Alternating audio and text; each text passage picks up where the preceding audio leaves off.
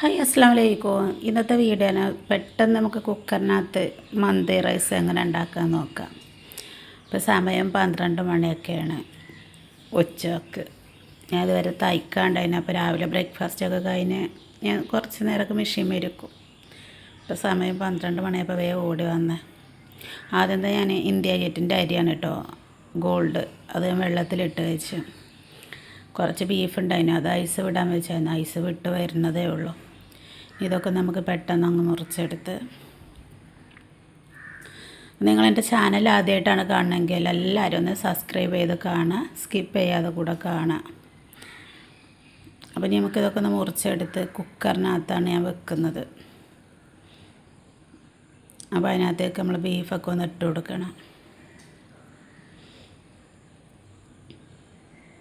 ഇതൊരു കിലോ പോലെ ഉണ്ട്, പക്ഷേ ഞങ്ങൾക്ക് 1 കിലോനൊന്നും വേണ്ട. അപ്പോൾ അത് ഞാൻ കുറച്ച് അങ്ങോട്ട് മാറ്റി വെച്ച്. എപ്പോഴെങ്കിലുമൊക്കെ ഒന്ന് കറി വെക്കാമല്ലോ രാവിലെ ബ്രേക്ക്ഫാസ്റ്റിന്. അതിലേക്കുള്ള മസാലപ്പൊടികളൊക്കെ ഇട്ടെടുത്ത്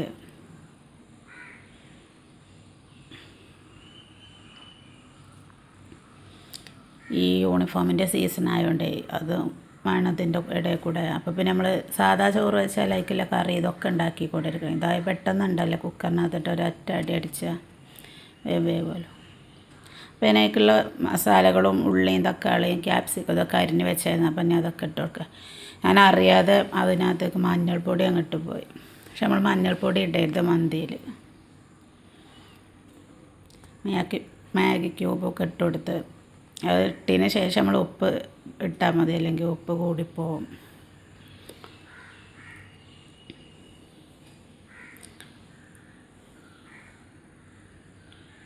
സൺഫ്ലവർ ഓയിലും കുറച്ച് വെള്ളവും ചേർക്കണം, കാരണം ബീഫായതുകൊണ്ട് വെന്തിട്ടണമല്ലോ. നല്ലപോലെ ഇതിനകത്തൊക്കെ കാണണമല്ലോ, അത് കുറച്ച് വലിയൊരു കുക്കറാണ്.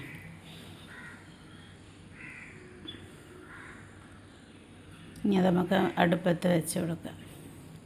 ആ സമയം കൊണ്ട് നമ്മുടെ ചോറിനുള്ള വെള്ളം വെച്ചായിരുന്നു. നമ്മൾ ചോറിന് അരി വേവിക്കുമ്പോൾ ഒരു 60% വെന്തോ, കാരണം നമ്മൾ കുക്കറിനകത്തേക്ക് ഇടാനുള്ളതാണ്. അപ്പോൾ അതിനകത്തേക്കുള്ള ഗ്രാമ്പും പട്ട ഏലക്കായ ബേ ലീഫ് ഇതെല്ലാം ഇട്ട് കൊടുത്ത് വെള്ളം തിളച്ച് വരട്ടെ. ആ സമയം കൊണ്ട് നമുക്ക് മയണൈസും കച്ചമ്പറൊക്കെ ഉണ്ടാക്കാം.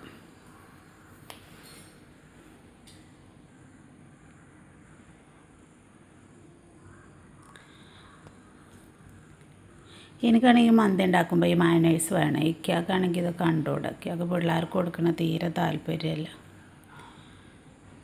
അപ്പോൾ ഞാൻ വെള്ളമൊക്കെ തിളച്ച് വന്നിട്ടുണ്ട്. ഇനി അരി ഇട്ട് കൊടുക്കുന്നത് അത് ഒത്തിരി കുഴഞ്ഞ് പോവും വെന്ത് പോയാൽ. അപ്പോൾ നമ്മൾ അരി നല്ലപോലെ ശ്രദ്ധിക്കണം. 60% ആകുമ്പോൾ തന്നെ നമ്മൾ നിർത്തി നമ്മൾ കുക്കറിനകത്തേക്ക് ഇട്ട് കൊടുക്കുക. അപ്പോൾ നമ്മൾ ചോറൊക്കെ വെന്ത് വന്നിട്ടുണ്ട്. സമയം 1 മണിയായി. ഞാൻ പിള്ളേർക്കൊക്കെ കൊടുക്കട്ടെ. ഞാൻ ചാർക്കോളൊക്കെ ഇട്ടായിരുന്നു. ഫുഡ് കളറില്ലേന്, അപ്പോൾ പിന്നെ ഞാൻ കുങ്കുമപ്പൂ ഉണ്ടായിരുന്നു, അത് കലക്കി പാർന്ന് കൊടുത്തു പാലിനകത്ത്. ഇതിന് കളറ് വേണമല്ലോ മന്തിക്ക്. ചോറൊക്കെ ഞാൻ പാത്രത്തിലേക്ക് ഒഴിച്ച് തട്ടി കൊടുക്കട്ടെ. നമ്മുടെ മസാലയൊക്കെ താഴെ കിടക്കുക. നമ്മൾ മഞ്ഞൾപ്പൊടി ഇട്ടതുകൊണ്ടേ മഞ്ഞ കളറുണ്ട്. എനിക്ക് ഈ കളറ് ഇഷ്ടമല്ല, മഞ്ഞ കളറ്.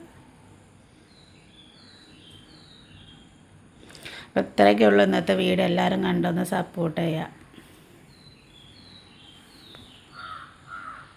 അടുത്ത വീഡിയോ ആയിട്ട് വരാം.